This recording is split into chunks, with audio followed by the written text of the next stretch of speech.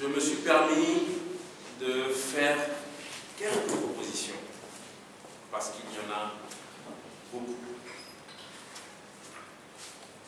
J'ai pris la permission d'abord de commencer par les forces armées togolaises. Pour un Togo démocratique, quels sont les enjeux vis-à-vis des forces armées togolaises? En tant que citoyen, je me suis dit, et si nos militaires prenaient une résolution forte en cette fin d'année 2019 ou au début de l'année 2020, je pense qu'il n'est pas interdit d'espérer ou de rêver. Et quelle serait cette résolution forte? Imaginons notre hiérarchie militaire qui prend l'engagement solennel de remettre le peuple au cœur de son action et de ne plus s'immiscer dans la gestion de la cité. Notre armée décide de respecter le suffrage exprimé librement par le peuple. Notre armée décide de protéger le suffrage exprimé par le peuple. Nous savons que dans l'espace communautaire où nous nous situons, il y a eu des velléités dans certains pays, des velléités d'immixtion de l'armée dans les affaires politiques. Nous savons aussi qu'au sein de ces armées, il y a de vrais hommes d'honneur qui ont dit non. L'armée ne s'immisce pas dans les affaires politiques.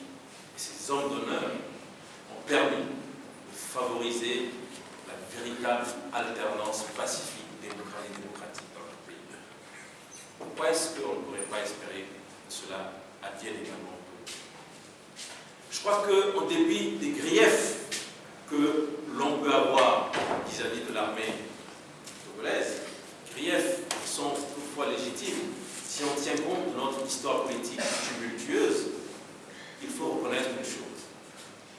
L'armée togolaise, elle est reconnue pour sa grande discipline.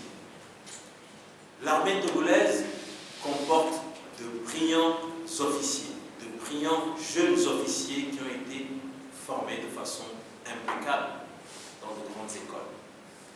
L'armée togolaise comporte également des militaires qui sont valeureux et courageux et qui servent dans plusieurs contingents des Nations Unies. C'est une réalité, je le dis sincèrement du fond du cœur. Alors, dans un élan de construction de la démocratie, pourquoi est-ce que cette armée ne pourrait pas, d'un, réaffirmer son caractère républicain, l'armée au service du peuple, et de deux, pourquoi est-ce que cette armée ne pourrait pas désormais focaliser son action sur la protection des hommes et des femmes qui composent cette nation? Nous savons tous qu'aujourd'hui, l'enjeu sécuritaire est prioritaire dans notre espace communautaire, dans notre sous-région, avec la menace djihadiste, Boko Haram et autres. Est-ce que l'armée ne devrait pas se focaliser justement sur ce genre de menace, devenir une vraie armée républicaine au service de la nation togolaise? Et cela suppose un supplément d'encadrement, un supplément de formation et un meilleur équipement. Et je voudrais, pour en finir avec la question de l'armée, rappeler à nos chers officiers que le choix qui nous a été imposé en 2005, et cela vient encore d'être démontré, ce choix, qui était un choix non démocratique, anticonstitutionnel, n'a pas permis à notre pays de faire le saut qualitatif en matière de développement, en matière de justice, en matière d'épanouissement du peuple togolais. Le peuple togolais souffre. Il est donc temps, je m'adresse encore une fois à la hiérarchie militaire, il est donc temps de tourner la page définitivement et résolument. Quels sont les enjeux vis-à-vis de la société civile? Et lorsque je dis société civile, je ne parle pas seulement des organisations de la société civile, je parle de nous tous qui sommes des citoyens lambda. Que devons-nous faire? Je crois que si nous voulons construire un Togo démocratique, la résignation, le découragement constituent un crime envers la nation togolaise. Si nous avons des convictions, nos convictions doivent nourrir notre engagement sans cesse renouvelé. En dépit des échecs momentanés, nous ne devons pas être découragés. Au contraire, ces échecs momentanés doivent nous amener à réfléchir et à mieux faire. Cette résignation, ce découragement, malheureusement, nous sentons cela au quotidien. Lorsque nous avons commencé cette conférence publique, nous étions assez déçus parce que la salle était pleine à moitié, vide à moitié. Elle commence à se remplir. L'espoir est perdu. Je crois que nous devons tous, vis-à-vis de notre nation, faire preuve d'engagement. Nous tous qui sommes citoyens, ainsi que toutes les institutions. Je vais prendre l'exemple de l'institution chrétienne qui avait voulu observer les élections locales du 30 juin 2019. L'institution chrétienne en a été empêchée. Mais devait-elle pour autant abdiquer sans aucune amorce de résistance? C'est une question que je me pose en tant que citoyen. Où est l'engagement? Où est la conviction? Où est la résistance face à l'oppression?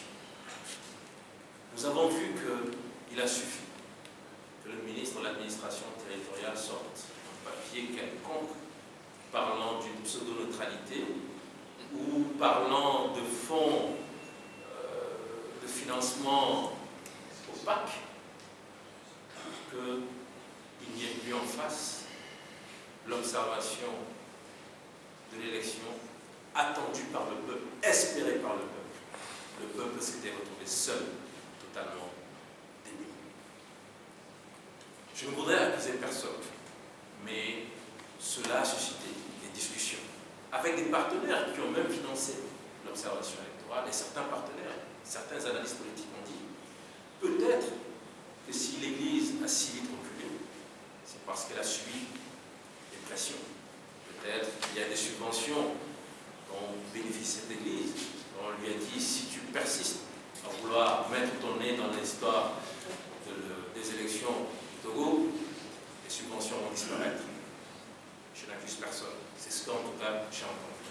J'ai entendu aussi qu'on a peut-être promis à l'Église qu'elle pourrait participer à des projets inscrits dans le fameux PND. Et donc, si l'Église veut vraiment profiter de ces projets, elle devrait savoir quoi dire et savoir consommer. Je n'accuse personne. Je ne fais que partager ce que j'ai entendu. Des modèles d'engagement social des églises à travers le monde, ça existe. Et récemment, nous avons appris que 13 cardinaux ont été, je crois le terme consacré, c'est créé par le pape. Et parmi ces cardinaux, nous avons appris que l'archevêque de Kinshasa figure, et tous les 13 cardinaux ont été créés parce qu'ils répondent à un type d'église tel que voulu par le pape. Une église au service des pauvres et une église engagée pour la justice sociale. J'espère que nos églises au Togo, elles sont tellement nombreuses, seront désormais véritablement engagées pour la justice sociale. J'ai parlé des forces armées togolaises, j'ai parlé des forces de la société civile. Je voudrais parler des forces vives ou démocratiques. Je crois que les forces vives, les forces démocratiques savent pertinemment qu'il est impossible d'avancer. Il est impossible d'espérer un Togo démocratique. Il est impossible d'espérer une alternance politique pacifique, démocratique en 2020 si on ne met pas fin aux dissensions et aux divisions. Les forces vives, les forces démocratiques le savent, j'en suis convaincu. Alors pourquoi est-ce que nous ne pouvons pas dépasser nos différences et travailler ensemble? Pourquoi?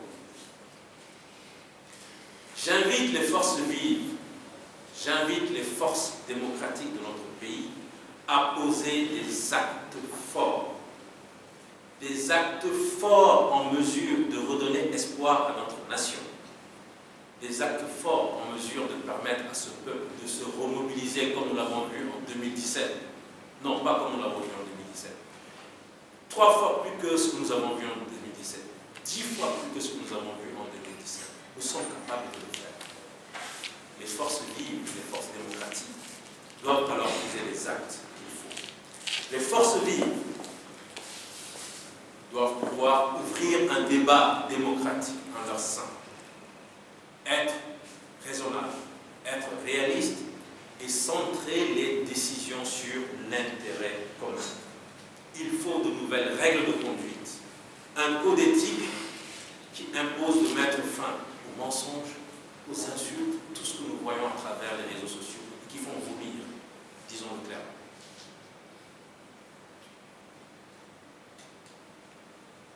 J'ai parlé des forces armées, j'ai parlé de la société civile, j'ai parlé des forces vives.